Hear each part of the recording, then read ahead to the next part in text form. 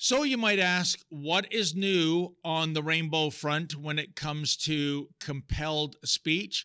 Well, I'm glad you asked because it looks like we have moved beyond compelled speech to compelled clothing. Oh, yes. Case in point, consider the curious incident that occurred at the Rexall Pharmacy located in Little Brighton, Ontario. Here's the skinny. Rebel News was recently contacted by employees working at this Rexall who were quite miffed that the store's manager, Cindy Wilson, allegedly demanded that they wear rainbow-themed multicolor apparel during the week of June 17th to June 21st in order to celebrate and or promote Pride Month. Wilson allegedly told her employees the following, quote, "You do not have to agree with Pride, but you must show support for Pride," end quote. What the hell? Methinks that in the world of dystopian science fiction, Miss Wilson would be an astute hire down at the Ministry of Truth. In any event, I was told there are devout Christians and Muslims who work at this store, and needless to say, they were not exactly gung-ho with this mandated dress code.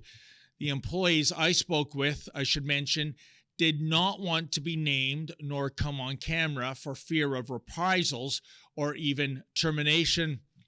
Case in point, the aforementioned Mr. LeDrew. Yet Wilson was allegedly adamant that staffers had to rainbow up when it came to their work apparel. Of course, there are two sides to every story, so I recently reached out to Cindy Wilson to get her take. Ooh, it was a very brief interview indeed. Check it out. Good afternoon, Cindy speaking. Oh, hi there, Cindy. Yes, good afternoon. My name is David Menzies, calling from Rebel News in Toronto. And the reason for my call, I'm working on a story. I was in contact with employees of your pharmacy who were alleging that you were coercing them to wear rainbow colored apparel, I guess ostensibly for Pride Week. And I just wanted, in the interest of fair comment, to get your side of the story on that. Okay, no comment. Thank you. Bye. Oh, I heard too that... Hello? Interesting. Wilson isn't such a haberdashery Hun when someone who isn't a subordinate starts asking questions now, is she? Moving on, I sent an email twice to Rexall's Media Relations Department. I also followed up with a phone call. More than a week later, there's been no response whatsoever, not even an acknowledgement of my questions. For what it's worth, here were my queries. Number one, is this clothing mandate of Rexall employees being forced to wear multicolored apparel a Rexall corporate initiative? Two, do individual Rexall store managers have the power to order their employees to wear apparel that support political/ideological causes?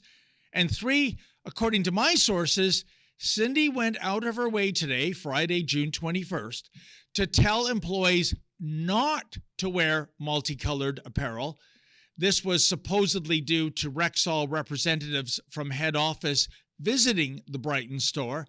If this allegation is indeed true, can I assume that Cindy's apparel demands prior to Friday were not in compliance with Rexall head office policy? And like I said, folks, crickets.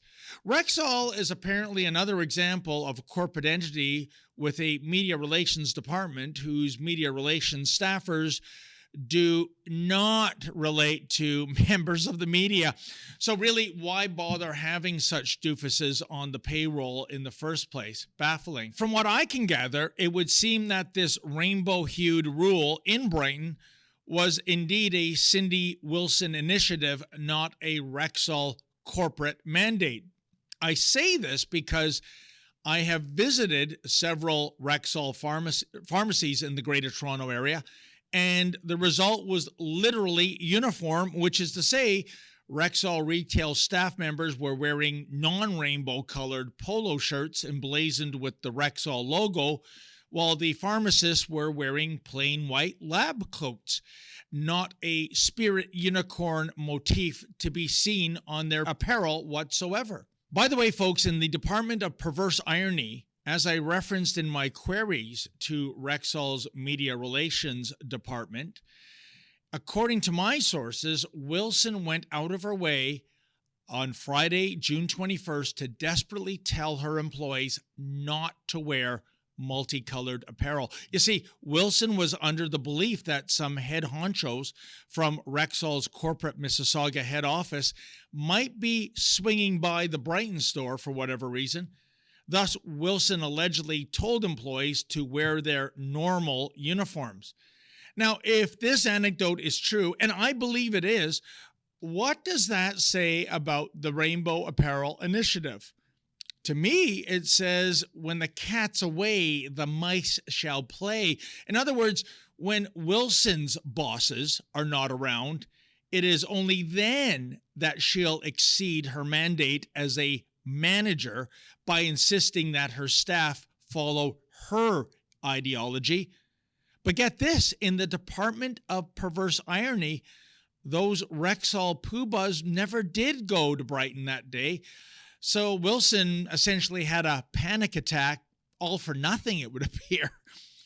Bottom line, Rexall clearly has a uniform standard that employees must adhere to, but apparently for political/ideological reasons, Wilson tried to bully her staffers into embracing clothing that many did not want to wear.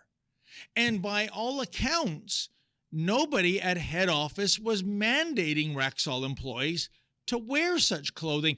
Oh, and one more thing, folks, and this is downright surreal.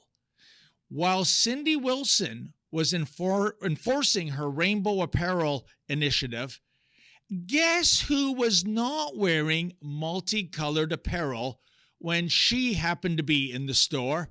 Well, that would be none other than, drumroll please, Cindy Wilson. What a hypocrite. And yet another example of somebody in charge who conducts herself via the mantra of, do as I say, not as I do. You know, it's such a shame Cindy Wilson will not take my calls, because I really have one pertinent question for her, namely, Miss Wilson, what in blue hell were you thinking?